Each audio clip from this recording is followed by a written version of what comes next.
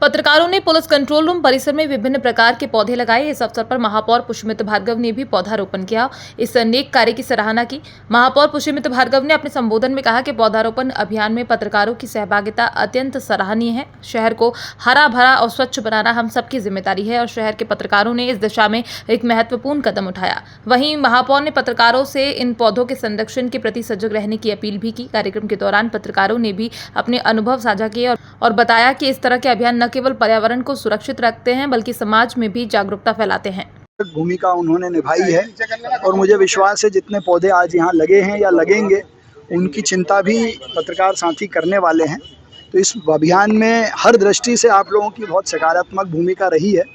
आज यहाँ control room पर भी हम सबका सौभाग्य है कि पौधे लगाने का अवसर मिला और इसको हम पेड़ बनाए ये हम संकल्प लेते हैं। भूमिका उन्होंने निभाई है और मुझे विश्वास है जितने पौधे आज यहाँ लगे हैं या लगेंगे उनकी चिंता भी पत्रकार साथी करने वाले हैं।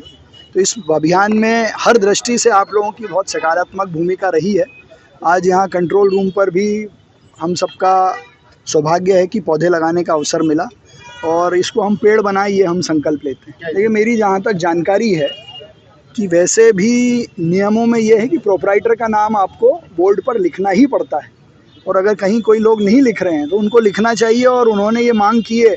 और अगर मध्य प्रदेश में इसको लेकर कुछ लिखित नियम नहीं है तो वो बनेंगे तो अच्छा है। आत्मनिर्भर नगरीय निकायों को लेकर वो बैठक माननीय मुख्यमंत्री जी के निर्देश पर माननीय हमारे नगरीय प्रशासन विकास मंत्री कैलाश विजयवर्गीय जी की अध्यक्षता में हुई थी।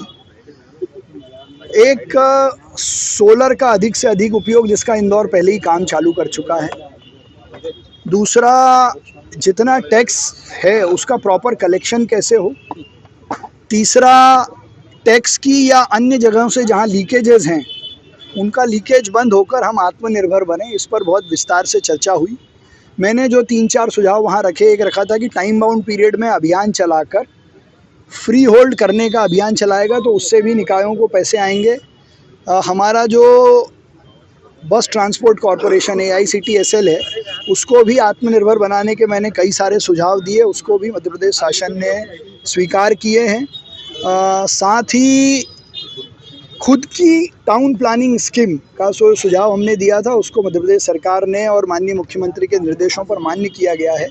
अब ऐसी नगरीय निकाय जहां डेवलपमेंट अथॉरिटी है वहां भी नगर निगम स्कीम ला सकता है, जहां नहीं है वहां नगरीय निकायों को भी अधिकार मिलने वाले हैं। सर आ जाएंगे। शहर में रहने वाले हर मैं दे दूं आपको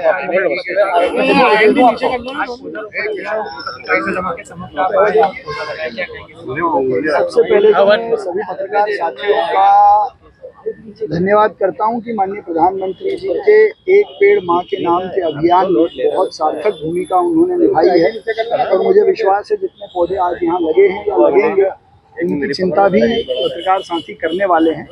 इस अभियान में हर दृष्टि से आप लोगों की बहुत सकारात्मक भूमिका रही है।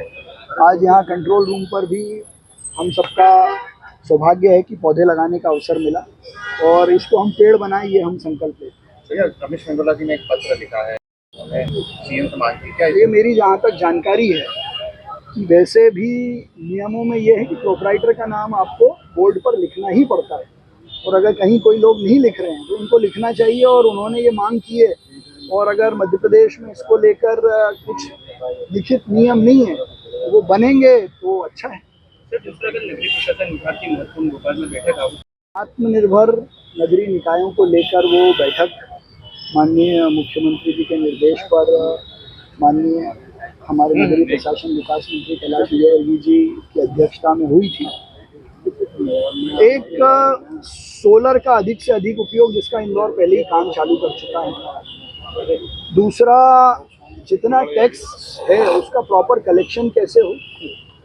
तीसरा, टैक्स की या अन्य जगहों से जहां लीकेजेस हैं उनका लीकेज बंद होकर हम आत्मनिर्भर बने, इस पर बहुत विस्तार से चर्चा हुई। मैंने जो 3-4 सुझाव वहाँ रखे, एक रखा था कि टाइम बाउंड पीरियड में अभियान चलाकर फ्री होल्ड करने का अभियान चलाएगा तो उससे भी निकायों को पैसे आएंगे। हमारा जो बस ट्रांसपोर्ट कॉरपोरेशन AICTSL है उसको भी आत्मनिर्भर बनाने के मैंने कई सारे सुझाव दिए, उसको भी मध्य प्रदेश शासन ने स्वीकार किए हैं।